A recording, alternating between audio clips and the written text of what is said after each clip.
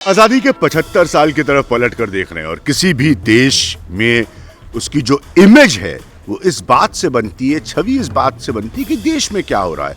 और इस बात की बहस अगर कोई देश भारत जैसी अहमियत रखता है तो उसके लोगों के जरिए हर जगह होगी, यहां पर भी हो रही है।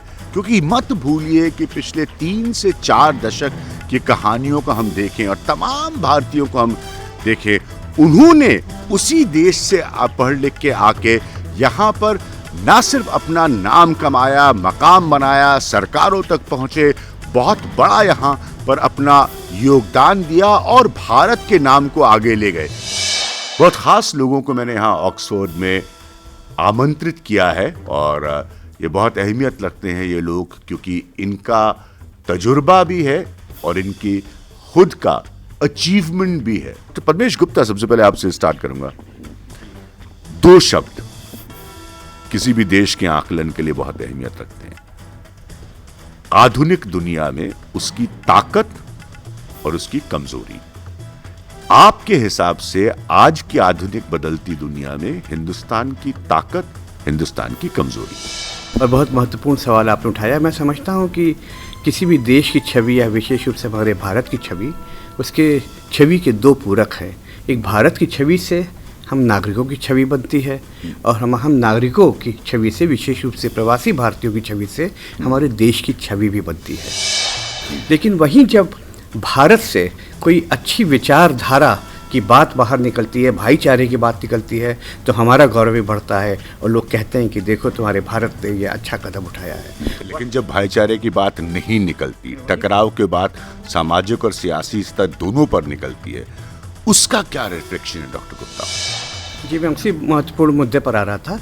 तो वहीं जहाँ पर कोई संकीर्णता की बात या कोई संकीर्ण सोच या कोई विवाद ऐसा भारत में उठता है जिस पे अंतर्राष्ट्रीय दृष्टि और निगाह पड़ती है, उससे निश्चित रूप से हम लोगों को भी शर्म, हमारा भी सर शर्म से झुकता है और हमें अपने भारत के बचाव में कुछ ना कुछ ऐसा कहना पड़ता है, समझाना पड़ता है यहाँ के लोगों को।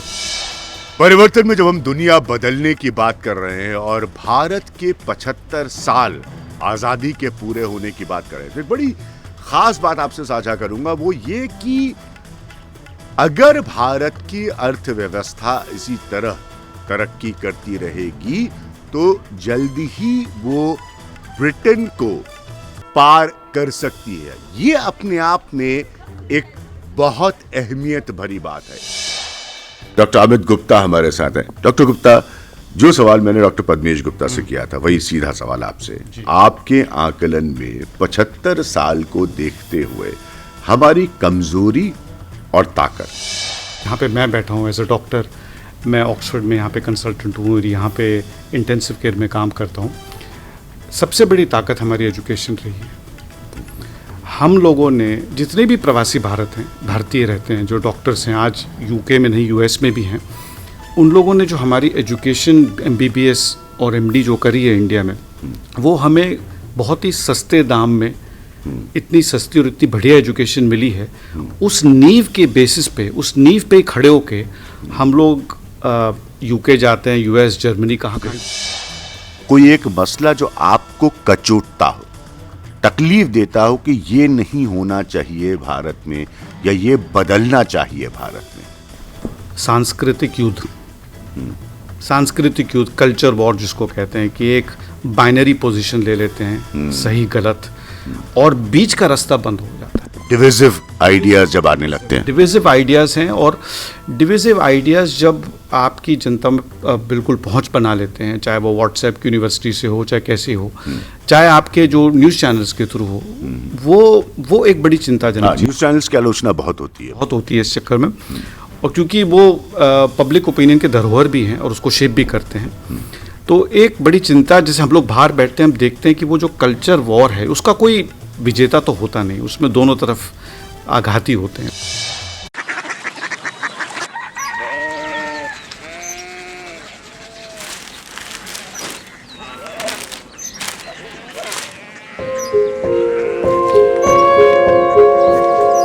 बाबा, बाबा, पुणिया सिटी जानिए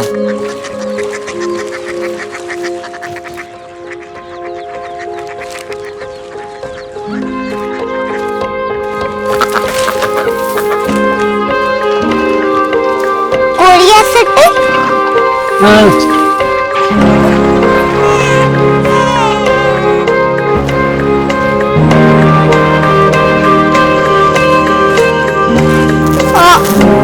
सिटी कहाँ पे है?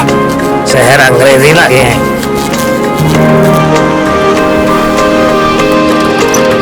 Korea city.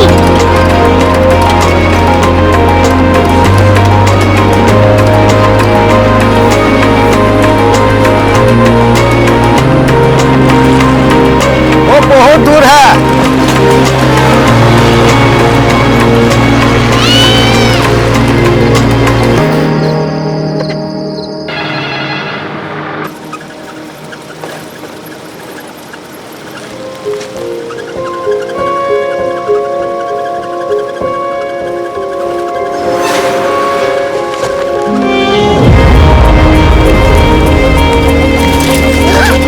Korea city.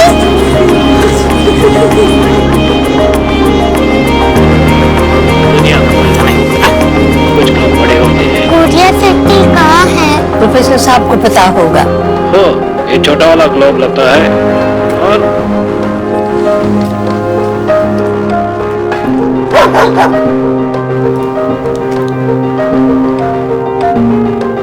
पता नहीं, मेरी बेटी से जाके मिल लो, शायद उसे मालूम हो।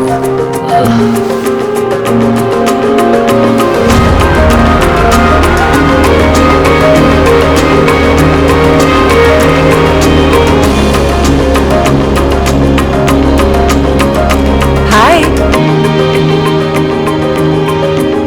बाबा ने भेजा है। Come here. Korea city. Korea city नहीं, क्यूरियोसिटी। वो क्या? That's what brought you here. जो तुम्हें यहाँ तक ले आया। क्यूरियोसिटी।